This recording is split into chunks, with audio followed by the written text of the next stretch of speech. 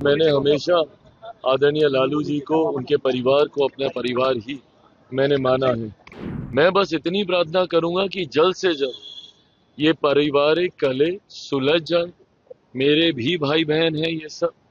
जब बेटी ऐसी बातें बोलती है तो सोचिए वो घर से कितना परेशान हुई होंगी। मैं कतई इसके ऊपर कोई टिप्पणी नहीं करूंगा, क्योंकि वो मेरा भी परिवार है। राजनीतिक मतभेद एक तरफ, पर मैंने हमेशा आदरणीय लालू जी को, उनके परिवार को अपना परिवार ही मैंने माना है।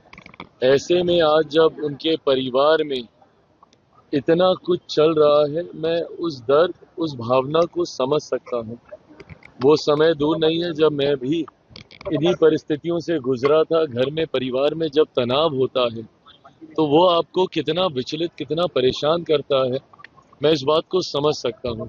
और खास तौर पर उम्र के इस दौर में जिसमें आदरणीय लालू जी हैं, स्वास्थ्य के इस पड़ाव में जिसमें वो हैं, ऐसे में पारिवारिक कलह स्वाभाविक है, उनको काफी परेशान, विचलित करता होगा।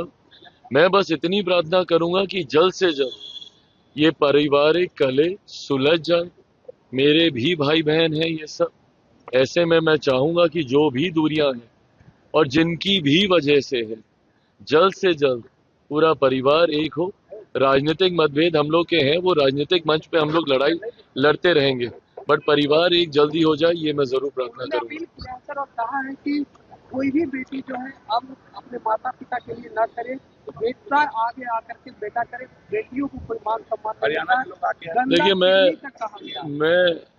मैं उनका दुख मैं समझ सकता हूँ, और जब बेटी ऐसी बातें बोलती है तो सोचिए वो घर से कितना परेशान हुई होंगी। ऐसे में उनकी भावनाओं के साथ मैं पूरी तरीके से हूँ। एक भाई होने के नाते मैं भी उनकी भावना के साथ हूँ, और मैं कतई इस बात को नहीं मानता कि शादी के बाद ससुराल ही बेटी का घर सब कुछ हो। नहीं भाई, जिस परिवार में वो पली बड़ी जन्मी है, वो घर भी उनका उतना ही है जितना उस घर के लड़कों का है। मैं कतई इस रूढ़िवादी सोच का मैं समर्थन नहीं करता कि शादी के बाद बेटियां पराई हो जाती हैं।